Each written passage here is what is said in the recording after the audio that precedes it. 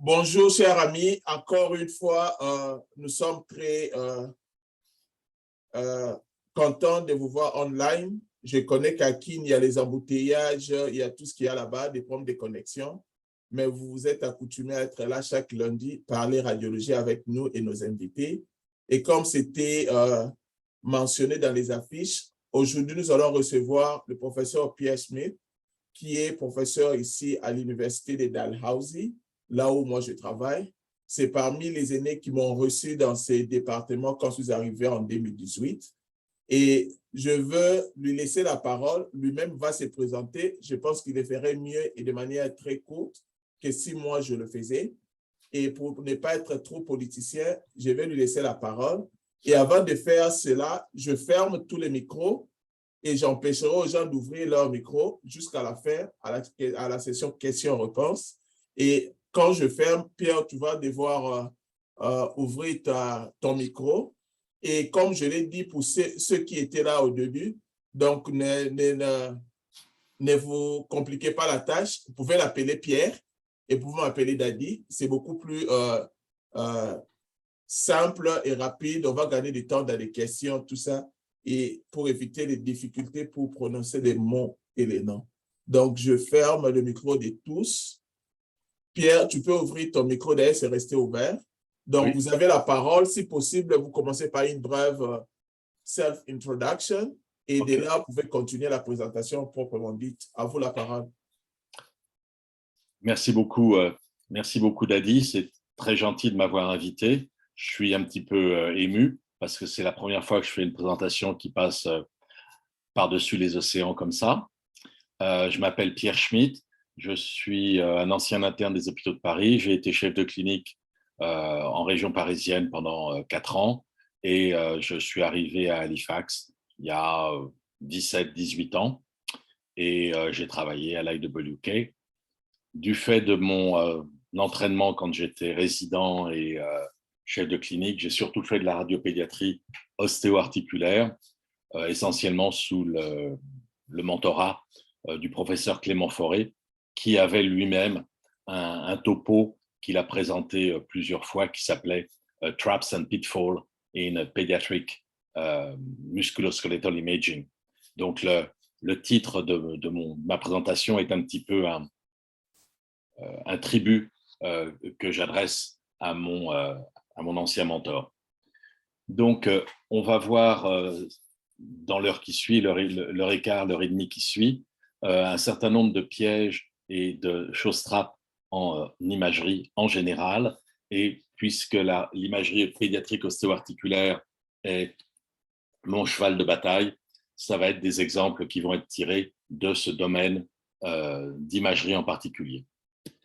Donc, on va commencer par un cas d'introduction qui, en fait, n'est pas à moi. C'est un cas de George Taylor de Philadelphie.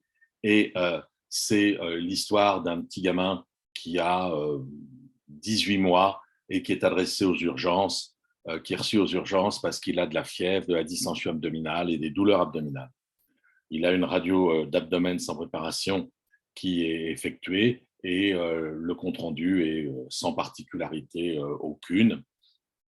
Comme ce patient était aux États-Unis et qu'ils ont l'imagerie scanner assez facile, il a aussi eu un scanner abdominal et voici 2 coupes passant par la base thoracique en fenêtre osseuse et le scanner abdominal et toutes ces coupes a été interprété comme étant sans particularité, n'expliquant pas pourquoi l'enfant avait de la fièvre, était distendu avec douleur abdominale.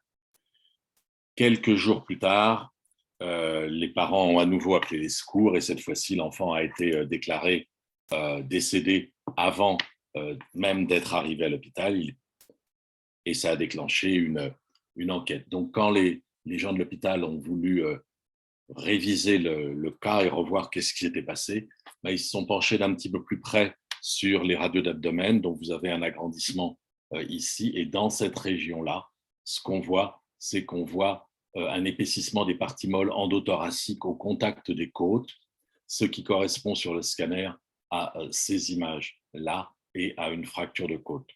Donc, on était en présence de multiples fractures de côte et donc un cas de maltraitance. Tout ça pour nous rappeler qu'il y a de l'os sur pratiquement toutes les radios qu'on fait et il faut penser à y regarder parce que c'est peut-être là que se trouve la clé du problème clinique que présente le patient.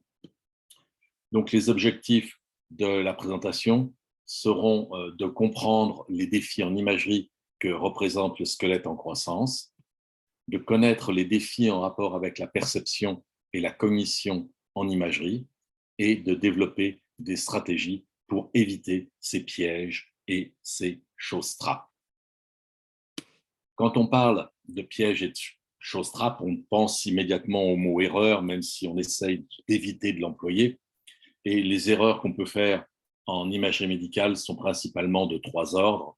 D'une part, des erreurs de perception, soit parce que ce n'est pas la bonne méthode d'imagerie qui a été utilisée, et donc ce n'est pas possible qu'on arrive à trouver ce que le clinicien voudrait que le radiologue voit, ou ça peut être aussi le fait que c'est la bonne méthode d'imagerie, le radiologue regarde les radios, regarde le scanner, l'IRM, mais ne voit rien de particulier, alors qu'en fait, il y a une clé diagnostique qui est cachée quelque part dans l'image. Le deuxième type d'erreur, c'est les erreurs de cognition. Le radiologue voit la chose, il peut même décrire la chose, mais il n'arrive pas à dire à quoi ça correspond.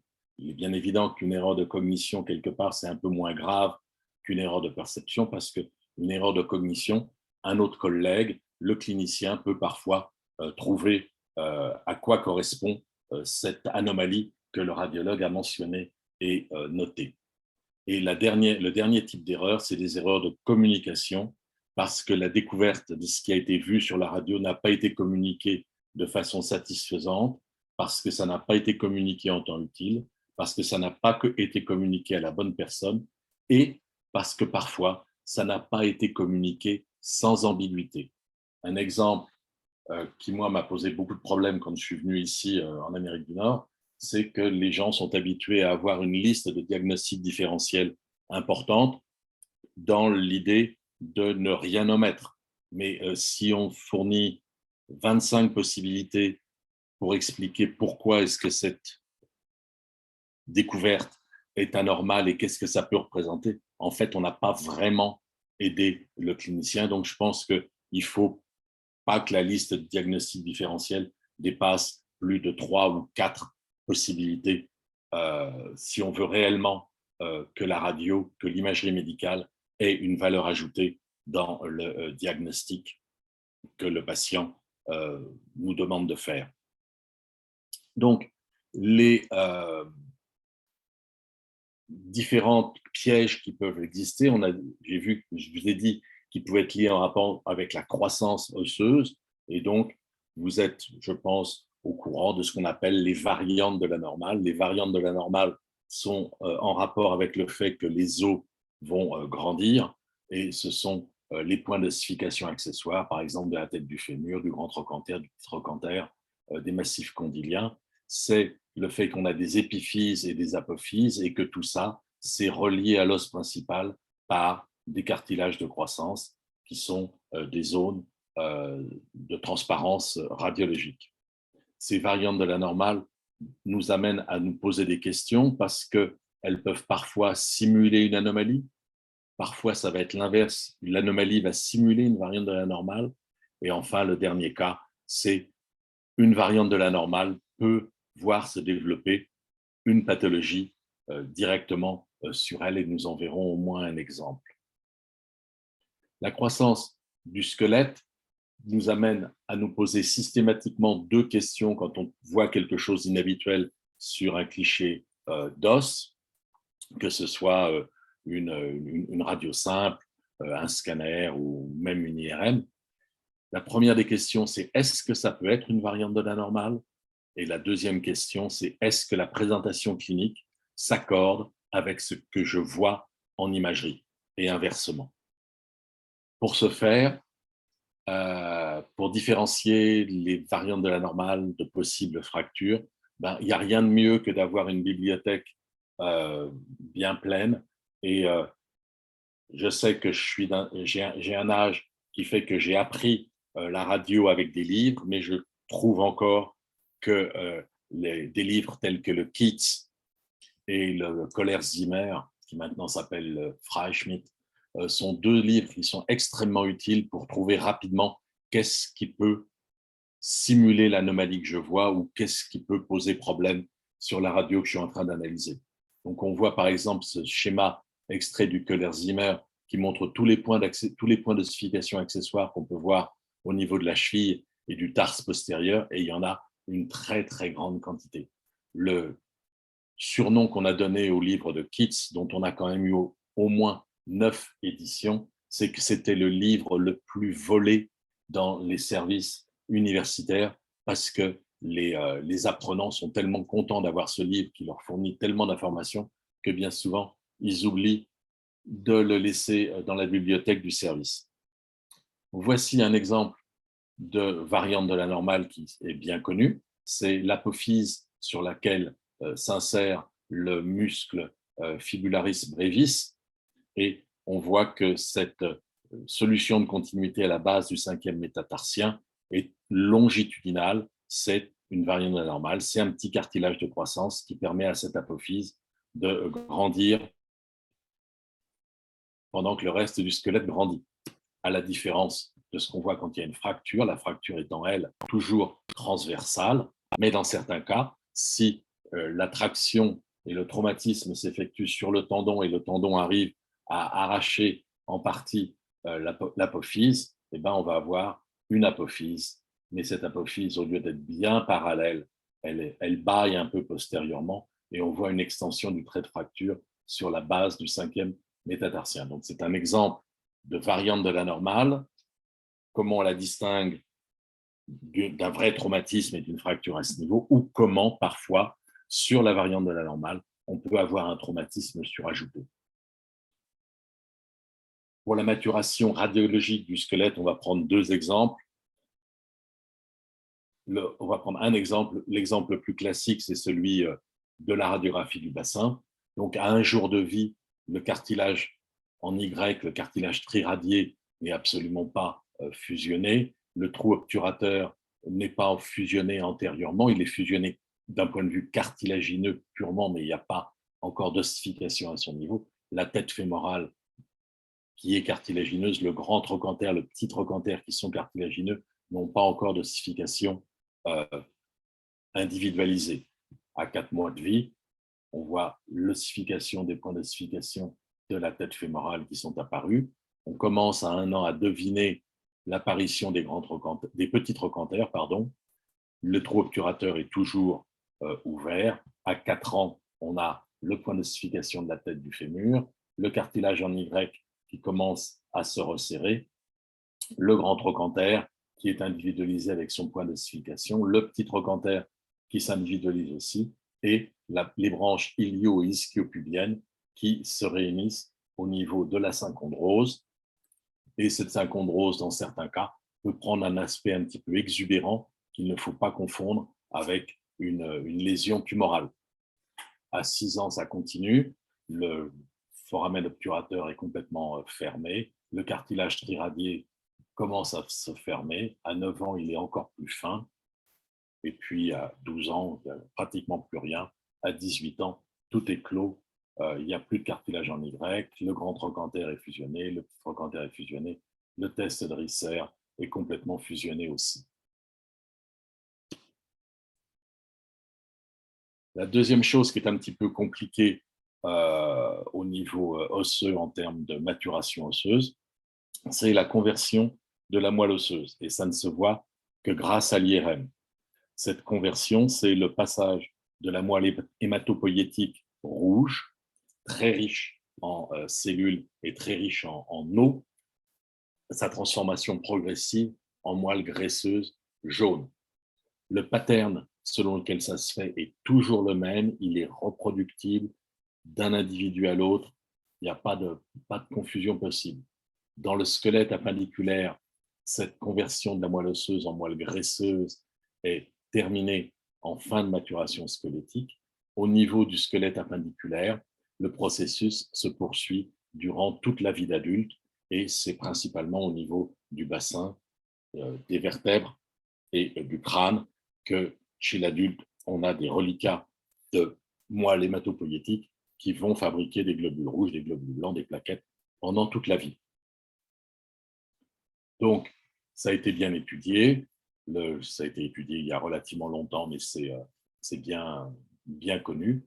Pour les membres, le gradient de conversion se fait de l'extrémité vers la racine, donc il va se faire des orteils vers le fémur et des doigts vers la partie proximale de l'humérus.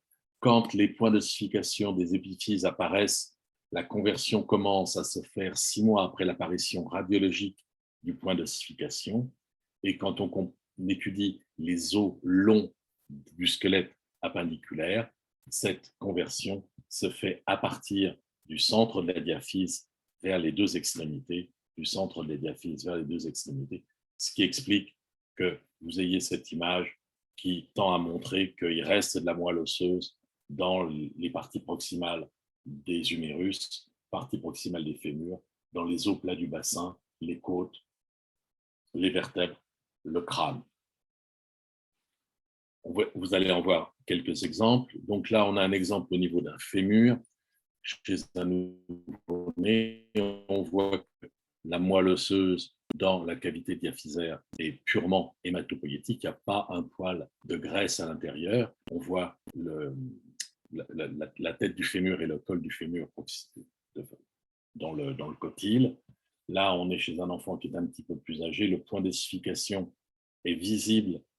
Enfin, ce qui va être le point d'ossification sur la radio vers 3-4 mois est visible en IRM. Et tout ça, c'est encore principal. C'est de la moelle, purement de la moelle hématopoïétique. Avec le temps qui passe, cette moelle hématopoïétique va être de moins en moins présente et ne va plus se retrouver à la fin que dans les grands trochantères, les cols et la tête du fémur. Un autre exemple, il y a quand même des petites exceptions. Ces petites exceptions, c'est le fait qu'il peut rester dans le squelette appendiculaire quelques reliquats de moelle hématopoïétique qui sont le plus souvent longitudinaux, comme ici. Donc, on a de la moelle graisseuse tout autour, mais on a un petit peu de moelle rouge au centre. Et chez cet autre patient, ça prend une forme un tout petit peu plus globuleuse. Et ça peut des fois poser des problèmes chez des malades quand on suspecte, quand on a une néoplasie. Et ça peut donner des fausses images de métastases. Au niveau du rachis, chez un embryon décédé de 24 semaines, les corps vertébraux ne contiennent que de la moelle hématopoïétique. Il n'y a pas du tout de moelle graisseuse. Juste mentionner qu'il y a aussi chez le fœtus une hématopoïèse au niveau du foie et au niveau de la rate. Quand l'enfant vient de naître, on n'a encore que de la moelle hématopoïétique et progressivement, on va voir apparaître un petit peu de signal graisseux dans la moelle hématopoïétique, mais il y aura toujours un petit poil de moelle rouge au sein de la moelle blanche, la moelle jaune, pardon, des vertèbres. Quand on parle d'erreurs en imagerie, les chiffres sont partout. Et j'ai cherché, j'ai trouvé des choses qui allaient de 20 à 50%, voire 75%, un chiffre de 30% dans les cas avec une haute prévalence. Mais quand on regarde les études les plus récentes, on a vraiment l'impression que ça tourne aux alentours de 3 à 4%. Et il y a eu cette présentation qui a été faite à la Society for Pediatric Radiology en 2012 à San Francisco, qui établit un chiffre à presque 3%. Comment est-ce qu'ils y sont arrivés? Eh bien, ce gentleman, ce monsieur, Jim Crow, a revu toutes les radios des coudes, poignets, genoux et chevilles qui étaient faites dans le service et interprétées par les résidents et par les fellows. Donc, il faisait une double lecture de toutes ces radios. S'il était en accord avec ce que le fellow avait dit, que ce soit normal ou anormal, l'affaire était classée et il y avait des circonstances où il était en désaccord avec ce que le fellow avait dit Et donc, ces clichés où ils étaient en désaccord, ils allaient voir le juge de paix, Georges Bisset, et ils obtenaient une décision par consensus. Donc, ce cliché qui était en désaccord pouvait se retrouver, basculer vers le normal ou basculer vers l'anormal. Toujours est-il qu'il y a eu 1200, enfin, oui, 1200 radios qui ont été considérées comme anormales, et parmi ces 1200 radios qui avaient été considérées comme anormales, il y en avait 61 où le fellow avait raté quelque chose. Et il y a eu 2600 radios qui ont été considérées comme normales, et parmi ces 2600 radios normales, il y en a eu 44 où le fellow a fait en fait du surdiagnostic. Il a considéré que quelque chose était anormal, alors que dans l'immense majorité des cas, c'était une variante de l'anormal. Donc en combinant tout ça, il y a eu 3800 radios qui ont été révisées, il y a eu 105 cas où il y a eu soit un non-diagnostic, soit un surdiagnostic, et ça donne un pourcentage d'environ 2,7%. On voit que les zones où il y a le plus de problèmes, c'est principalement la cheville et le genou. Et les exemples que vous allez voir par la suite viennent de la cheville et du genou et m'ont été prêtés par le docteur Crowe et le docteur Bisset. Donc voici un exemple. C'est un petit garçon qui s'est cassé la figure, qui s'est fait mal au coude, et le fellow a très justement vu la fracture de l'épicondyle qui détache le condyle et la petite frange d'os qui est adjacente de l'extrémité distale du fémur. Par contre, de l'extrémité distale de l'humérus. Par contre, ce que le fellow a méconnu, c'est la fracture associée de l'olécrane qu'on voit là sur les deux incidences, qu'on voit très bien. Il a été tellement content d'avoir eu sa fracture de l'épicondyle qu'il a laissé tomber la fracture de l'olécrane et qu'il ne l'a pas mentionnée. Un autre exemple autour du genou, où on voit quelqu'un qui a eu un traumatisme direct sur la rotule. Il y a un épanchement intra-articulaire copieux et on ne voit pas grand-chose, sauf que là, il y a quand même une petite zone linéaire hypodense qui passe en plein milieu de la rotule. Ce n'est pas une patella bipartita, c'est une fracture longitudinale de la rotule qui a été méconnue. Ici, on a un traumatisme de cheville. On voit qu'il y a quand même beaucoup d'œdème dans les parties molles et on voit qu'il y a une fracture coronale de la partie postérieure de la métaphyse tibiale, mais ce que le fellow a méconnu, ça a été la fracture associée de la fibula et le fait qu'il y a une fracture longitudinale sagittale dans l'épiphyse et qu'en fait, en combinant cette fracture coronale, cette fracture sagittale, on découvre qu'il y a un bâillement latéral du cartilage de croissance et qu'en fait, on a une fracture triplane du tibia avec une fracture associée de la fibula. À l'inverse, chez ces malades, le fellow a considéré que ces ossifications accessoires de la malléole interne et de la malléole externe chez deux patients différents étaient des lésions traumatiques récentes, alors que ça n'était pas le cas. Donc, on voit quand même qu'il y a des situations où même un service hospitalier universitaire peut se trouver pris en défaut et il faut être attentif à tous ces petits détails pour réussir à diminuer son taux d'erreur. Quand on parle d'erreur, on parle de vision. Et on va voir maintenant qu'est-ce qu'on appelle voir. Le processus de la vision, ça comporte d'une part les yeux et les voies optiques. Ça nous amène au cortex et au niveau du cortex, au niveau du cerveau, il va y avoir une organisation des signaux en schéma et en pattern. Une fois qu'on a abouti à ce pattern, on va définir radiologiquement un syndrome, proposer un diagnostic différentiel. Mais là, on n'est plus seulement dans le domaine de la perception, on est déjà dans le domaine de la cognition. Donc la vision, la première des choses, c'est l'œil. La rétine, qui est là, sur la rétine, on a une image inversée. Le haut est en bas, le bas est en haut. Comment est-ce qu'on sait ça? Parce que si on donne à un individu adulte des lunettes avec des miroirs qui sont placés de telle sorte que la vision du monde est inversée entre haut-bas, la personne va être désorientée pendant un certain temps, puis elle va s'orienter correctement et elle va avoir une vision où le haut va être en haut et le bas va être en bas. Quand on lui enlèvera les lunettes, il va falloir qu'il refasse la même gymnastique. Donc on sait que les bébés, quand ils naissent, ils voient les choses à l'envers. Et ensuite, c'est la connaissance de où est leur main, de ce qu'ils voient, de ce qu'ils attrapent, qui fait qu'ils vont dire ça c'est en haut et ça c'est en bas.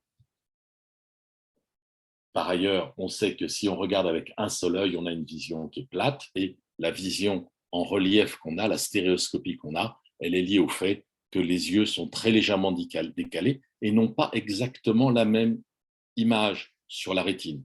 C'est le cerveau qui va fusionner ces deux images pour n'en faire plus qu'une. Donc la surface rétinienne, ça représente une assez grande surface, 25 cm². 25 cm², ça fait mais deux phalanges terminales font 5 cm de long, donc ça fait une bonne surface. Au sein de la rétine, on a une petite zone qui est parfaitement dans l'axe optique de l'œil, qu'on appelle la macula, alors que la périphérie de la rétine comporte essentiellement des bâtonnets. La macula, elle, comporte exclusivement des cônes. Elle mesure à peu près 1,5 mm. Et au centre de la macula, il y a encore une zone plus précise qui est la fovea, qui, elle, ne contient aucun vaisseau. Les cellules qui sont là se nourrissent à partir en récupérant les nutriments qu'il y a dans l'humeur vitrée. L'œil également, les deux yeux sont capables de mouvement, et il faut savoir que quand les yeux se déplacent, quand le regard se déplace, on ne voit pas. On ne peut voir que quand le regard est fixe. C'est quelque chose qui a été démontré par des expériences sur des radiologues et aussi pour les personnes qui s'intéressaient à la lecture rapide. On regarde avec des points de fixation. On a le regard qui est positionné là, puis là, puis là, puis là. On ne fait pas un balayage continu. On fait des balayages discontinus par des mouvements saccadés. Donc, il y a une vision centrale fovéale qui est dans cette région-là, qui est liée à des cônes, et les signaux qui vont transiter par le nerf optique, c'est à peu près 4 images par seconde, et c'est des images qui sont en couleur. Il faut voir que la fovea, c'est un petit peu comme dans un binôme de tireurs d'élite, c'est le sniper, la personne qui regarde à travers le télescope au-dessus de son fusil et qui a une vision en tunnel extrêmement précise. Mais comme il voit très bien ce qui se passe dans son réticule, il a une vision en périphérie qui est nulle. Chez l'individu, la vision en périphérie est assurée par le reste de la rétine, en dehors de la fovea, et ce sont des bâtonnets qui, eux, vont envoyer des images en basse définition, mais de façon extrêmement soutenue vers le cerveau par le nerf optique, ces images étant en noir et blanc. Et c'est dans le binôme de tireurs d'élite, c'est le rôle qui est donné au spotter, qui est le partenaire du sniper et qui, lui, va regarder avec des jumelles, avec un champ de vision beaucoup plus large et qui va chercher à détecter les cibles et à détecter les possibles dangers qui peuvent se présenter. Une fois qu'on a vu l'œil, il y a quand même des illusions d'optique qui sont créées dans l'œil. La plus connue, c'est celle des bandes de Mach. Donc, les bandes de Mach, c'est entre deux zones qui ont des densités différentes et où il y a un gradient pour passer d'une densité à l'autre densité, comme on le voit là. Donc, ça, c'est la ligne de base. Là, on a la densité optique dans cette partie de l'image. Là, on a la densité optique dans cette autre partie de l'image. Et là, on a un gradient. Eh bien, notre œil crée une zone plus blanc, plus claire dans la plus claire des deux zones et créer une zone plus sombre dans la plus sombre des deux zones. Ça, c'est la réalité. Ça, c'est ce que notre œil nous dit qui existe, alors qu'il n'y a pas de densité plus importante et il n'y a pas de densité moins importante en réalité. Ça s'explique par le fait que quand un cône ou un bâtonnet est stimulé, il va envoyer, en même temps que son influx vers le cerveau, vers le nerf optique et vers le cerveau, il va envoyer un influx vers les cônes et les bâtonnets qui sont immédiatement adjacents pour diminuer le signal que ceux-ci vont envoyer vers le cerveau. Dans une vision finaliste, on peut dire que c'est une façon pour nous de faire du renforcement de détail, du renforcement de bord. On voit mieux les détails fins grâce à cet artifice. Il y a une autre illusion d'optique que j'ai découvert et que j'avais encore et que j'ai probablement jamais expérimenté, mais qui est une illusion d'optique qui est bien connue. C'est l'illusion qu'on appelle de Corn-Sweet. Donc, on a deux zones qui sont de même densité optique et qui sont séparées par une petite montée et une petite descente de densité. Donc ça, c'est la réalité.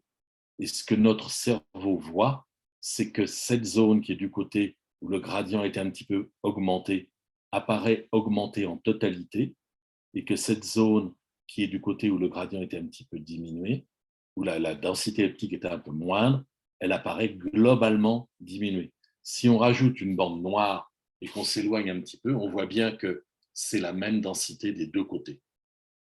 C'est une illusion qui est créée par cette frontière artificielle.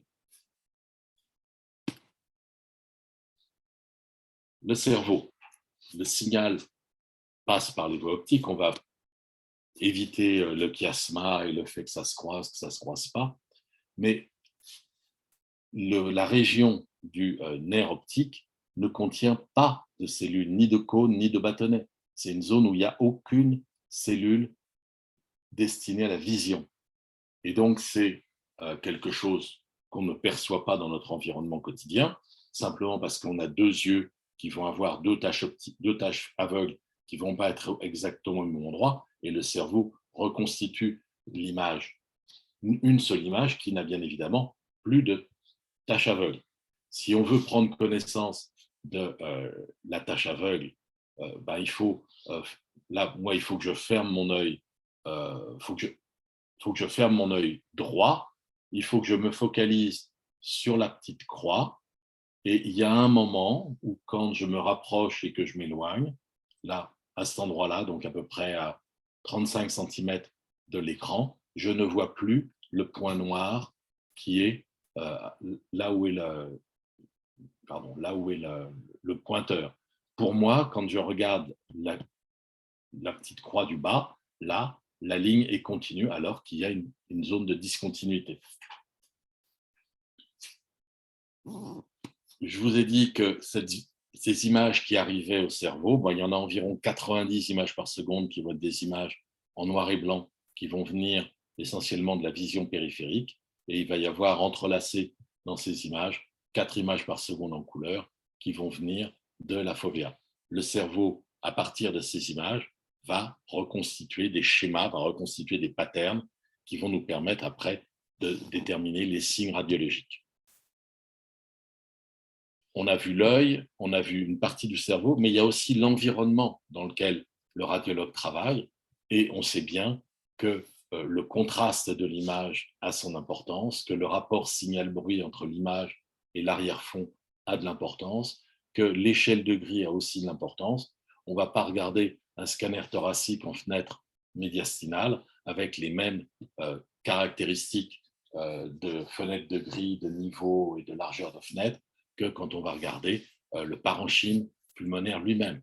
On sait qu'on a une qualité de vision des couleurs versus qualité de vision du noir et blanc qui sont différentes. Il y a dans les années 80, ACFA, je crois, avait fait un film radiographique qui était au lieu d'être des gris, c'était des bleus plus ou moins intenses. L'argument publicitaire, c'était de dire que l'œil voyait mieux les nuances de bleu que les nuances de gris. Ça n'a pas dû être vrai bien longtemps parce que ça n'a pas fait florès. Ils n'ont pas eu beaucoup de succès avec cette idée-là. Mais ce qu'on sait, c'est que si l'ambiance générale autour de la station de travail est trop lumineuse, ben, le radiologue va perdre des informations de l'écran. Donc, l'ergonomie de la station de travail et de la salle de lecture est importante. Il y a des choses qui sont plus triviales. Si on est en fin de journée, ben on est fatigué au niveau des yeux, on peut être ennuyé. Il y a des choses qui vont aussi influer sur la façon dont on va pouvoir reconnaître différents éléments. Il y a également un phénomène de filtrage qui s'effectue entre l'œil, le nerf optique et le cerveau. Et on a à peu près, on passe de 10 milliards d'informations par seconde au niveau de la rétine à peu près 6 millions d'informations qui vont transiter par le nerf optique et à peu près 100 informations signifiantes qui vont être prises en compte par seconde au niveau du cerveau lui-même. Donc, je vais vous proposer un petit jeu là. Qu'est-ce que vous voyez?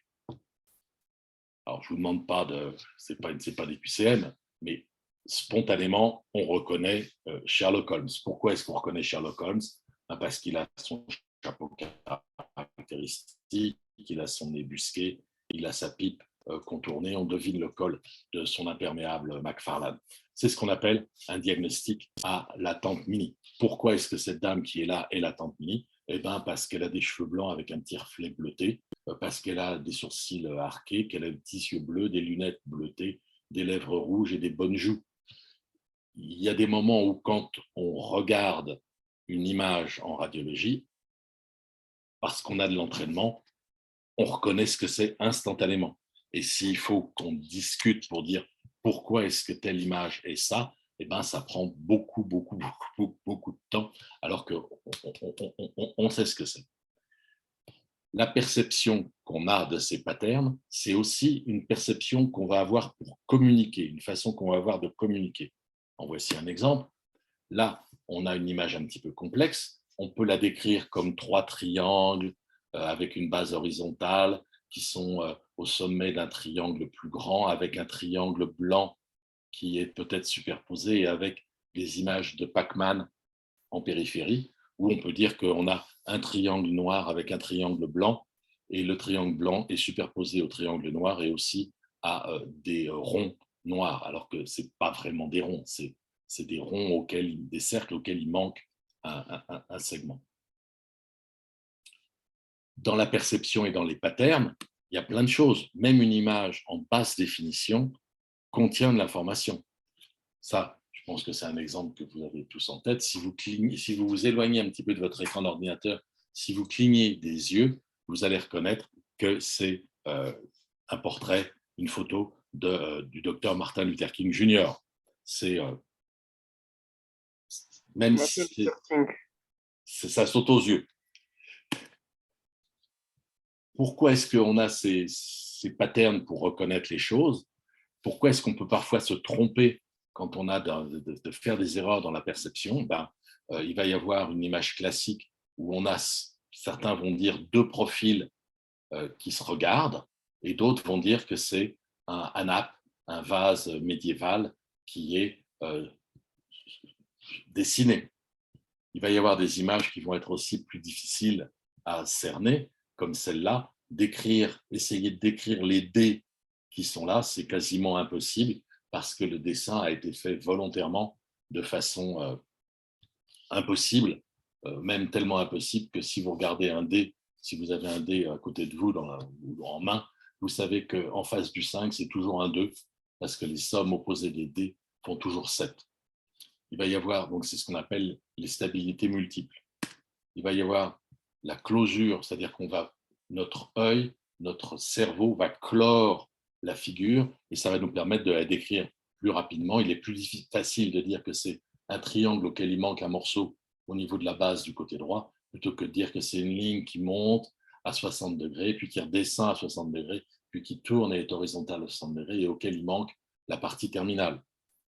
Quand on va grouper des éléments sur une radio, on va pouvoir les décrire plus rapidement et les amalgamer en des patterns plus simples.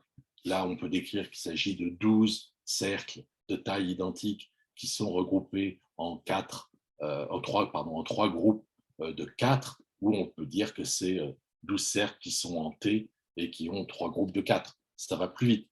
Ça va plus vite aussi quand on a la symétrie et la similarité, en disant on a deux accolades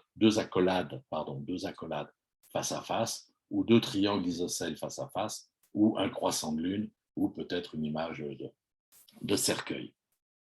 Encore, un autre exemple, on peut dire qu'on a deux rectangles, un cercle et deux courts segments. Dans certains qui sont placés dans un rectangle, ou dire on a dans un rectangle un petit rectangle, un rond, un bâton, et en dehors du rectangle, on a un rectangle et un bâton. Ça nous permet de grouper les objets. Pareil, quand on va décrire une continuité, c'est plus facile de dire qu'on a deux lignes sinueuses, l'une qui va de A à B et l'autre de C à D et qui se croisent en haut, plutôt que de dire qu'on a un segment courbe qui va de A à O, puis un segment courbe qui va de O à B, etc. Donc, on a des raccourcis dans notre perception qui sont utiles, mais qui peuvent des fois nous jouer des tours. La deuxième catégorie de problèmes, c'est au niveau de la cognition, c'est-à-dire que le radiologue a vu la chose, il a décrit les signes radiologiques, il les a intégrés avec les signes et les symptômes cliniques que pouvait avoir le malade, il regroupe tout ça en un syndrome, à partir de ce syndrome, il obtient des diagnostics différentiels avec l'idée d'aboutir à un traitement. Le radiologue, tel qu'on m'a formé, c'est un clinicien. C'est quelqu'un qui examine le patient, au lieu de l'examiner avec ses yeux, il examine avec des rayons X, il examine avec des ondes ultrasonores, il examine avec des ondes de radiofréquence ou avec des photons isotopiques. Il n'y a pas une grosse différence dans le raisonnement du radiologue devant ces images et le raisonnement que le clinicien va avoir devant le patient lui-même. Donc, cette liste des biais cognitifs a été en fait établie par un médecin de Dalhousie dans l'hôpital d'adultes, un médecin des urgences, et il a établi une liste de biais qui peuvent avoir une influence sur le diagnostic, et je n'en ai gardé que quelques-uns qui sont directement applicables à la radio. Donc, on a ce qu'on appelle l'ancrage, le biais de confirmation, on ne trouve que ce que l'on cherche, on ne cherche que ce que l'on connaît, l'effet de cadrage et le biais d'omission. En plus de tout ça, on va avoir ce qu'on appelle la conclusion hâtive, la satisfaction de la recherche et la Sutton Law, ou la loi de Sutton. L'argument de Sutton, c'était un voleur de banque, et quand le juge lui a demandé pourquoi est-ce que vous volez les banques, il a répondu parce que c'est là qu'il y a l'argent. En fait, historiquement, il n'est pas du tout sûr qu'il l'ait réellement dit. Quand on lui a parlé de cette citation, il a dit « je ne l'ai pas dit, mais j'aurais pu le dire ». Donc, on va voir là quelques exemples. Les biais de cognition, les biais cognitifs, on a la conclusion hâtive et la satisfaction de la recherche. Donc, on nous rebat les oreilles en tant que radiologue qu'il faut regarder dans les 5 coins de l'image, mais dans certains cas, les renseignements cliniques ou les comptes rendus que nos collègues ont pu faire sur des clichés identiques vont nous vont nous pousser dans une direction, et c'est ce qu'on appelle le cadrage. Le détournement d'attention, les anglo-saxons emploient fréquemment l'expression red herring, de hareng rouge. Le hareng rouge, c'est un hareng mariné qui sent extrêmement mauvais et qui était utilisé pour entraîner les chiens qui chassaient le renard. On leur faisait suivre une dépouille de renard qui était traînée dans les champs, et par moment, il y avait un autre piqueur un autre entraîneur qui avait fait passer un hareng rouge pour voir comment les chiens continueraient à suivre la trace du renard, ou s'ils feraient ils verraient leur attention détournée par cette odeur différente et suivraient la trace de ce hareng. Donc, le hareng rouge, ça peut être une anomalie sans rapport sur laquelle on va se focaliser, mais qui n'a strictement aucun intérêt, ou ça va être, dans certains cas, une anomalie qui veut dire quelque chose, qui est signifiante. On a vu cette image, cette radio de fracture de l'épicondyle, mais qui va détourner l'attention du radiologue et qui va lui dire « Oh ben, j'ai déjà trouvé ce que je veux », et qui va lui faire oublier de décrire la fracture de l'olécrane.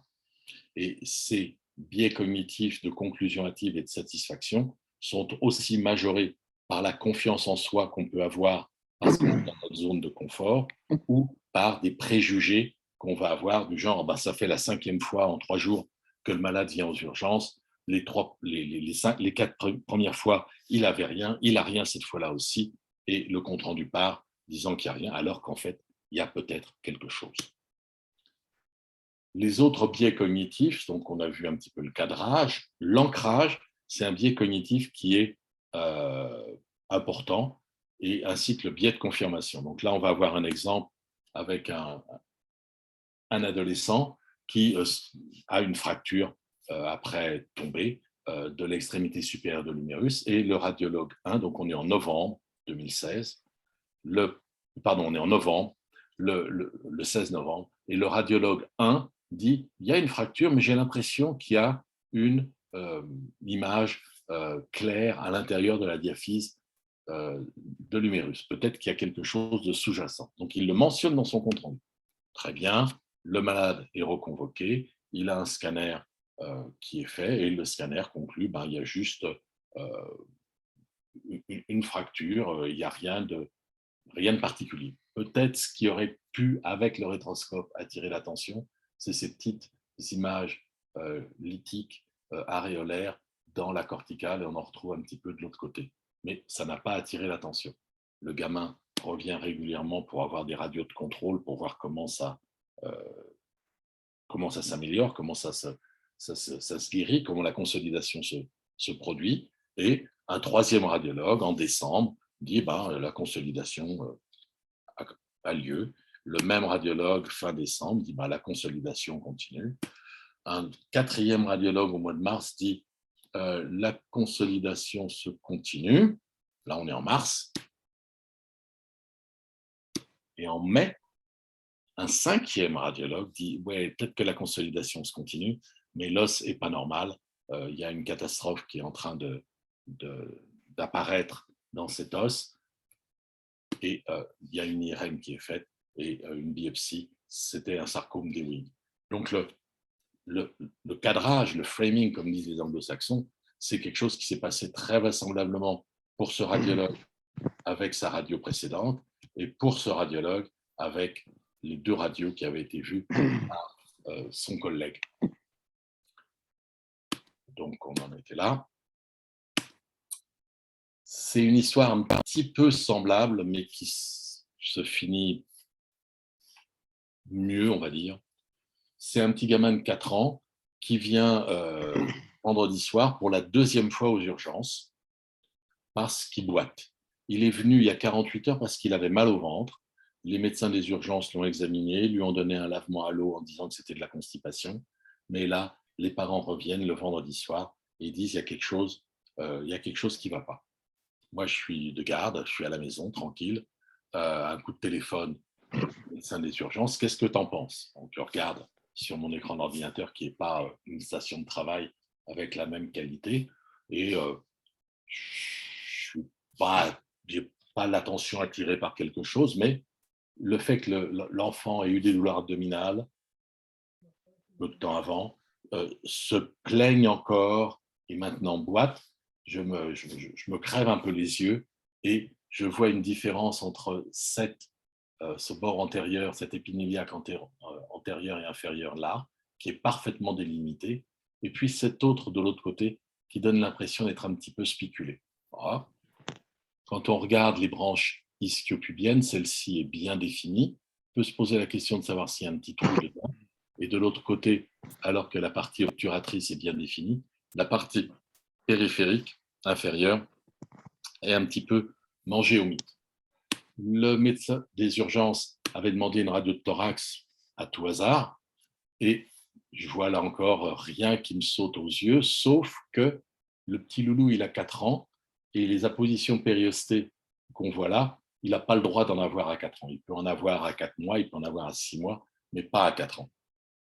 Et donc, ce que je dis aux médecins des urgences, c'est, écoute, moi j'ai vu ça quand il y avait des choses qui poussaient dans la moelle, j'ai vu ça quand il y a des leucémies ou des métastases osseuses. Je pense que tu ferais mieux d'admettre l'enfant. Demain matin, on lui fait des examens et puis on sera fixé à ce moment-là. Donc l'enfant est admis. Le lendemain matin, il a ce qui coûtait le moins cher et qui était le plus vite à faire, une échographie qui montre qu'il y a une masse au-dessus et en avant du rein gauche. Et donc, dans ce contexte-là, c'est très certainement un neuroblastome. On fait une IRM dans la foulée, on retrouve la lésion de la surrénale gauche et on voit des métastases osseuses un peu partout. Donc, c'était un neuroblastome de stade 4 et les petites appositions périostées, les petites irrégularités corticales étaient en rapport avec des métastases osseuses. J'ai intitulé cette diapositive « Tout ce qui brille n'est pas d'or » où il faut utiliser la bonne modalité. Et ce n'est pas nécessairement la modalité la plus avancée technologiquement qui va donner la solution. C'est l'histoire d'une petite fille de 8 ans qui a une neurofibromatose type 1 et elle se plaint d'une douleur continuelle au genou droit. Il se trouve que, pour des raisons de recherche, elle est dans une autre province où on lui fait un PET-CT dans un cadre de recherche de la neurofibromatose type 1 et on lui balance, ou on balance en tout cas à ses parents, le fait qu'on a découvert une lésion avide de fluoro de glucose au niveau du fémur distal et qu'elle a très certainement un ostéosarcome du fémur. Retournez dans votre province, madame, voyez votre orthopédiste local et il va s'occuper de ça. Donc, l'orthopédiste local fait faire ce qu'il y a de plus simple, une radio, et la radio voit ce qui ressemble comme 2 gouttes d'eau à un fibrome non ossifiant géant. Il y a un autre petit fibrome non ossifiant à l'extrémité supérieure du tibia, mais il y a un gros fibrome non ossifiant à l'extrémité distale du fémur. La petite fille a des ovnis, elle a une neurofibromatose type 1. Il y a une association classique, mais relativement rare, de neurofibromatose type 1 associée à des fibromes non ossifiants géants. Donc, la radio, dans ce cas-là, a suffi pour corriger ce que le PET-CT avait, de façon erronée, étiqueté comme une lésion maligne. Une autre histoire qui se termine bien, mais où les radiologues sont peut-être pas aussi brillants qu'ils auraient pu l'être. C'est un garçon, un adolescent qui est diabétique et qui a une douleur chronique de sa hanche gauche. On va voir là les distracteurs et comment fonctionne l'ancrage. Donc, il a un bilan radiologique extensif qui est fait à plusieurs reprises avec des radios du bassin, des hanches, du genou, une IRM du rachis du cerveau. Quand on le voit finalement, il va être adressé en psychiatrie pour qu'il puisse voir s'il y a moyen d'améliorer sa douleur chronique avec des soins palliatifs. Donc, voici les radios faites en décembre 2006 quand il a 12 ans. Donc, il a une radio du genou qui est tout à fait légitime quand on a une douleur de hanche parce que ça peut être une douleur projetée. Et la radio du bassin, quand on sait qu'il a mal à la hanche gauche, mais le compte rendu est bénin, il n'y a rien de particulier de noté. Il est adressé à un neurologue. Les neurologues demandent à bon escient une IRM du rachis et de la moelle. Quelques mois plus tard, quand il revient avec le bilan d'IRM de son rachis, c'est normal, il a une IRM du cerveau qui va être aussi normale. Et puis, il continue. Là, on l'a vu en décembre 2006. Là, on le revoit en décembre 2008. Il a toujours mal. On refait des radios du genou qui sont sans particularité et des radios du bassin pour lesquelles on ne note rien de spécial. Un an plus tard, en mai, il revient au bloc. Il a à nouveau ses radios du bassin et je me pose soudain la question de qu'est-ce qui peut se passer au niveau du fémur, parce qu'on a j'ai l'impression qu'il y a une plage plus dense, Et quand on compare les 3 images de la hanche gauche, on s'aperçoit qu'on a un petit cercle, un petit cerne de sclérose osseuse qui donne l'impression d'être un petit peu plus grand, qui donne l'impression d'être encore plus grand, avec peut-être une zone lacunaire au centre, et dans cette zone lacunaire, un petit point dense. Une fois qu'on a vu ça en comparant avec le rétroscope, en regardant l'ensemble des clichés, c'est facile de suggérer le diagnostic d'ostéomostéoïde qui est confirmé en scintigraphie et confirmé en scanner avec le nidus et la petite calcification punctiforme au centre du nidus avec la sclérose périphérique. Le problème, c'était que la sclérose progressive ne se voyait réellement que quand on mettait toutes les radios les unes à côté des autres, toutes les images les unes à côté des autres, pour voir la densification progressive du col du fémur. Une autre histoire, l'importance d'analyser les antécédents, même quand on n'a pas des antécédents, des radios qui concernent la région qui nous intéresse.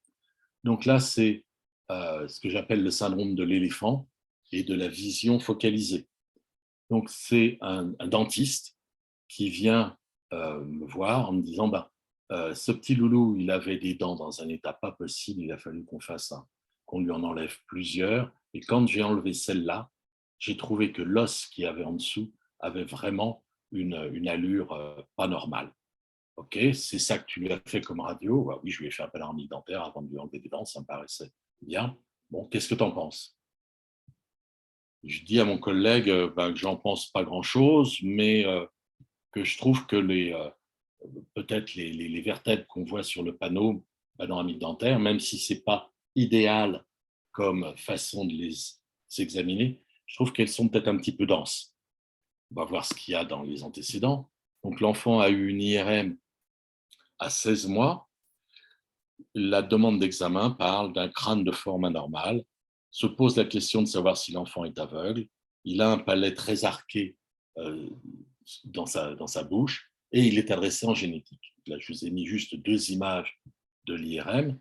Le compte-rendu d'IRM dit le cerveau est normal, le cerveau est normal, les yeux sont normaux. Quand on regarde, il y a quelque chose qu'on ne voit pas en IRM, c'est qu'on ne voit pas la voûte crânienne. Oui, elle n'a pas de signal.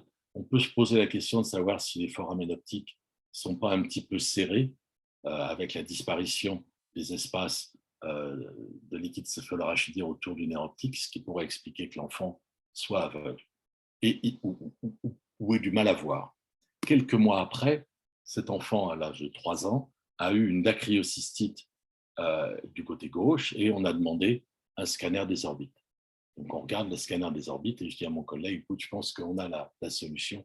La texture des os est absolument anormale. Il faut lui faire des radios du squelette dans son ensemble et on aura la solution. Et effectivement, sur les clichés de squelette, on voit que c'est un diagnostic d'ostéopétrose congénitale. Donc là, ce que j'appelle moi le syndrome de l'éléphant, c'est que chaque spécialiste qu'on va être amené à voir va avoir tendance à prendre le problème juste dans ce qui les intéresse. Et celui-là va dire, ça c'est un éperon, ça c'est un éventail, ça c'est un mur, ça c'est une corde, ça c'est un arbre, ça c'est un serpent, en fonction de la partie du corps de l'éléphant qui va toucher. On va voir maintenant les défauts, les problèmes qui peuvent venir de la communication. Donc la communication, voilà quelques exemples. Donc il y a d'abord l'information qui est fournie sur la demande. Cette information sur la demande peut orienter le radiologue dans une mauvaise direction ou peut le priver d'informations importantes. Et c'est quelque chose qui s'apparente à un problème de cadrage. Quand le radiologue va regarder les antécédents, va regarder les images qui ont déjà été obtenues, il va pouvoir se faire une idée fausse. Il va pouvoir, comme dans le cas de l'enfant qui avait l'ostéosarcome, dire oh, je l'ai déjà vu il y a un mois, il avait cette fracture, oui, il y a du cal, oui, le cal continue, la fracture est en train de guérir. Mais il y a maintenant des problèmes qui sont liés au fait que vous utilisez peut-être des dictées numériques et la reconnaissance vocale. Et la reconnaissance vocale, c'est quelque chose d'extrêmement pervers qui génère par elles-mêmes des erreurs dans les comptes rendus. Enfin, au niveau des défauts de communication, il y a les problèmes de transmission de l'information, du compte rendu, peut-être pas à la personne, peut-être pas à la bonne personne, peut-être pas dans des délais satisfaisants. Et là, il y a tout un système de documentation de la transmission d'informations qu'il faut mettre en place. Donc, les erreurs de transcription liées à la reconnaissance vocale, c'est par exemple pas de pneumonie qui va se transformer en pneumonie parce que le pas de, c'était quelque chose de très bref qui a été mangé quand on a appuyé sur le bouton du microphone. Il vaut mieux dire absence de, c'est quelque chose de plus long, ça donne plus de possibilités de se rendre compte qu'il y a une erreur. Il y a, pareil qu'avec une transcriptionniste, une dactylo, si on dit plus de, ça peut aussi être entendu par plus de. Donc, il y en a un qui va dire que ça s'est aggravé, alors que l'autre va dire que ça s'est amélioré. On utilise les mêmes mots. Donc, tout ça, ça explique quand le radiologue a recours à un appareil de dictée vocale, il est impératif que le radiologue se relise. Mais c'est très difficile de se distancier du texte qu'on vient de dicter, de prendre une certaine distance et de relire presque mot à mot ce qu'on a écrit. Et il faut trouver un équilibre entre l'amélioration du temps de rendu des comptes rendus et la pression accrue sur le radiologue qui se retrouve à passer plus de temps dans certains cas à relire ce qui est écrit sur l'écran de la dictée vocale plutôt que d'être concentré sur les autres écrans qui projettent les images à interpréter. Il y a des gens qui se sont intéressés aux erreurs de transcription dans la reconnaissance vocale et ces erreurs sont plus fréquentes quand on a affaire à un environnement bruyant, quand la charge de travail est intense, quand les comptes rendus sont longs et quand le radiologue dicte dans une langue d'emprunt. Donc, francophone qui dicte en anglais, ça peut des fois générer des choses assez croquignolesques. Il faut savoir que les résidents en général font moins de fautes, ont moins d'erreurs dans leur dictée, dans leur reconnaissance vocale que les staffs, parce que les résidents savent que leur compte-rendu va être épluché par le staff et ils font extrêmement attention en se relisant, alors que le staff, il a tendance à passer vite sur cette partie qui est importante. Donc là, vous allez voir quelques exemples. Vous êtes chez vous devant votre ordinateur. C'est des textes qui vont être en anglais et je vais vous demander en tout cas, dites-vous à vous-même ce que vous arrivez à lire. Donc, celui-là, on a enlevé des lettres et en fait, c'est Can you read this? Et en fait, you are not reading. What are you reading? Donc, on arrive à reconnaître des mots même quand il manque des morceaux. On arrive à reconnaître des phrases même quand il manque des mots. Et on arrive aussi, quand on lit ce texte-là, qui est un texte classique, à ne pas se rendre compte que l'erreur, c'est le fait que l'article défini est répété deux fois. Une fois, il est en fin de ligne, l'autre fois, il est en début de ligne. On a quelque chose de similaire quand on a un texte un peu plus complexe. Si je vous demande combien est-ce qu'il y a de F dans cette phrase, finished file are the result of years of scientific study combined with the experience of years, très souvent, les gens vont reconnaître le fait qu'il y en a deux, finish, file. Mais ils vont méconnaître ceux qui sont en fin de mot ou ceux qui sont au milieu des mots. Et en fait, des F, il y en a 6. Si on prend un texte qui est plus long, et que je vous demande de me dire dans quel mot est-ce qu'il y a des F, je suis sûr que vous allez pointer spaghettification, parce que c'est un mot totalement inhabituel et qui nous choque. Mais en fait, des F, on retrouve le F de scientifique, de off, et off a été répété. Le professeur Cornelius van Pogstien, off encore, de l'université of Ushuaia, find. Donc là, il y en a 10. Donc, c'est difficile de se distancer d'un texte et de le lire objectivement. Ça c'est un compte-rendu que j'ai fait, j'en suis pas fier, c'est complètement incompréhensible. La seule chose qui est vraie, c'est le neurofibrome intraosseux à la fin, mais quand vous essayez de le lire, ça ne veut strictement rien dire. Je me moque de moi, c'est bon. Je pourrais aussi, je suis pas un anglophone d'origine, mais j'ai une collègue qui est anglophone d'origine, qui avait conclu un compte-rendu en disant qu'il fallait que le malade soit en anglais, donc referred to an orthopedist, donc référé à il fallait que le patient soit référé à un orthopédiste, et la dictée vocale a compris qu'il fallait que le patient soit référé à un orifice. Donc, ça n'a pas créé un incident diplomatique, mais ça peut des fois être cocasse. Donc, dans les comptes rendus, les erreurs, ça va être des erreurs de technique. On va faire le mauvais côté, la droite à la place de la gauche.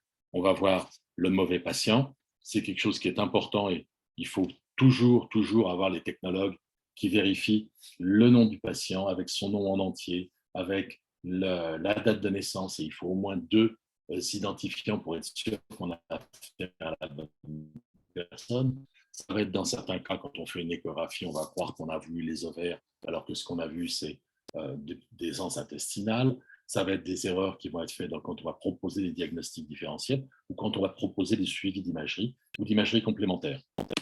Et il faut savoir que dans ces cas-là, dans ces problèmes de compte-rendu, il ne faut pas hésiter à documenter ce qu'on fait parce que la fragilité des témoignages est importante et les cliniciens vont oublier que vous leur avez passé un coup de téléphone. Donc, il faut mettre dans le compte-rendu que le compte-rendu a été discuté au téléphone par le radiologue ou par le résident avec tel médecin à tel moment. Une fois que c'est documenté et que c'est dans le compte-rendu, on est protégé. Donc là, c'était le syndrome de l'éléphant, avec trop de cuisiniers dans la cuisine. Il va y avoir des cliniciens pédiatres qui s'occupent de maladies infectieuses, qui sont rhumatologues, qui sont orthopédistes, qui vont travailler sous la direction d'un chef d'orchestre, mais tous ces médecins ont des intérêts un petit peu différents et ils vont peut-être voir tel ou tel, ils ont plus l'habitude de discuter avec lui de tel ou tel problème. Donc, au niveau de l'individu, on a, du fait de notre éducation, des zones dans lesquelles on est à l'aise et on a des zones dans lesquelles on est moins à l'aise. Il ne viendrait jamais à l'esprit d'interpréter une mammographie, mais je peux être trop confiant si j'interprète des os d'enfant. Donc, il faut connaître ces 2 écueils, connaître ses limites et il faut travailler pour agrandir sa zone de confort, tout en restant très vigilant dans celle-ci. Il faut travailler au niveau d'un département sur la qualité des examens en général, la qualité des équipements, l'entraînement des technologues, les protocoles d'examen, la qualité de l'image en général. Et au niveau des comptes rendus, il faut avoir une station de travail dans un espace, dans un environnement de travail qui facilite l'interprétation. Il faut éviter les coups de téléphone intempestifs ou les visites où la personne dit « j'ai juste une petite question ». Le problème, ce n'est pas que la question soit petite, c'est que des fois, cette interruption va amener une discussion assez longue et ensuite, pour que le radiologue revienne dans l'état d'esprit où il était avant et où il était en train de faire son compte-rendu, ça peut lui poser des problèmes, ça peut être difficile. Et il y a aussi des problèmes liés à la dictée vocale. Il y a un petit truc que j'aime bien, ça fait référence à des livres et à des tableaux. Donc, très souvent, les cliniciens vont considérer que l'image qu'on a, c'est le malade. Or, cette image n'est pas le malade. La carte n'est pas le territoire. C'est une image qui est obtenue par un appareillage et des systèmes d'imagerie très complexes et le rapport est le résultat d'un processus fait par le radiologue, qui mêle des problèmes de perception et de cognition.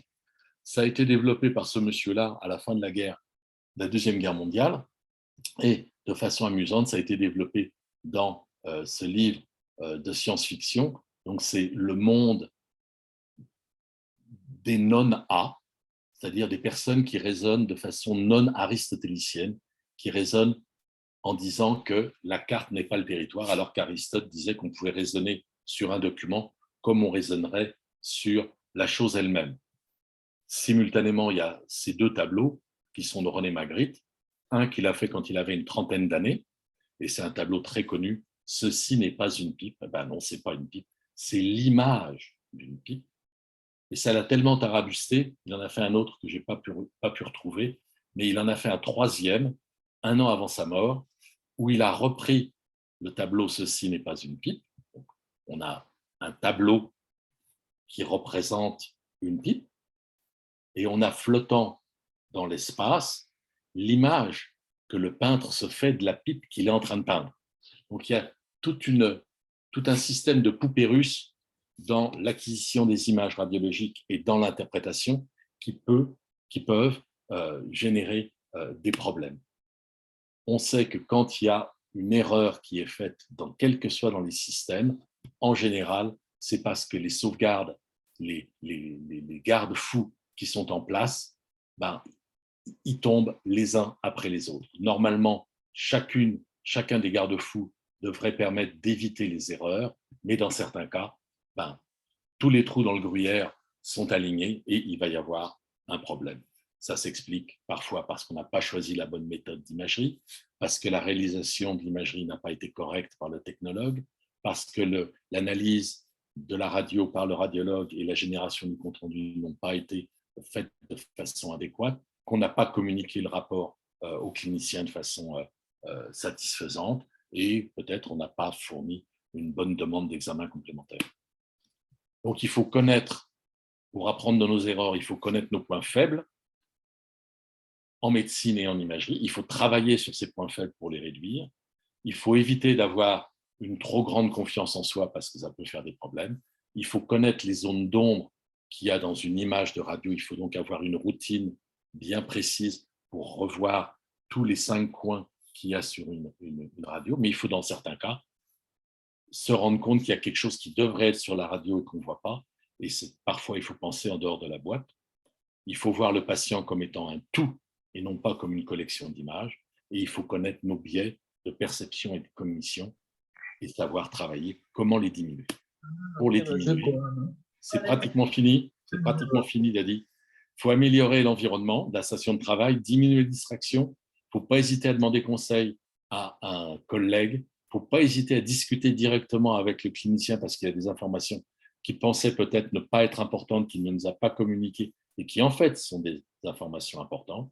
Il faut avoir dans les départements de radio des staffs, des réunions d'assurance qualité. Il faut que ces réunions d'assurance qualité ne servent pas à pointer du doigt quelqu'un qui a fait une erreur ou qui a méconnu quelque chose, mais que ça soit considéré non pas comme du peer review, mais du peer learning.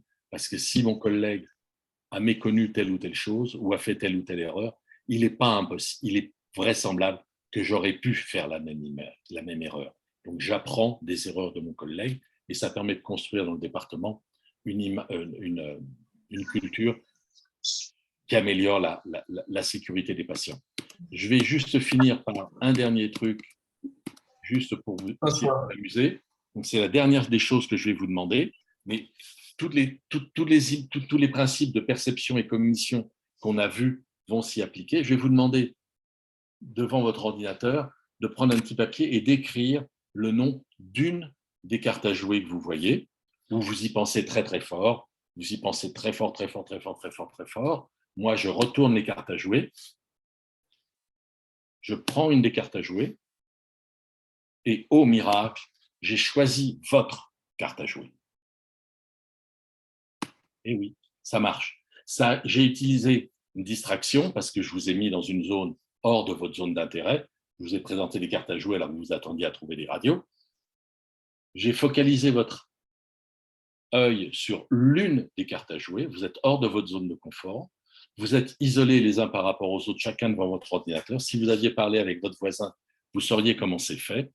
Vous avez reconnu les formes des rois, des valets, des dames, des cœurs, des piques, etc. Et en fait, les 6 premières cartes à jouer que vous avez vues, c'était celle-ci.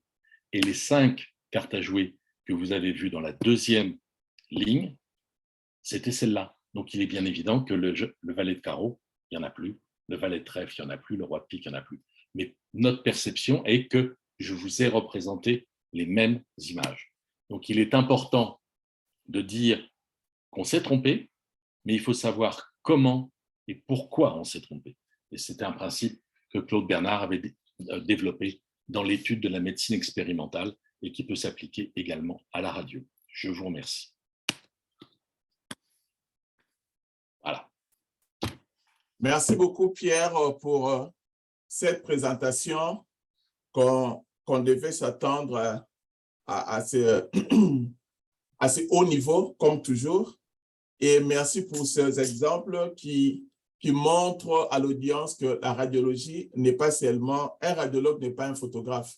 Il faut aller dans le détail. J'ai aimé la partie où vous avez rappelé les fonctions de l'œil, comment est-ce qu'on peut apercevoir l'image, comment l'image s'est formée, et surtout au niveau de la transformation de la moelle.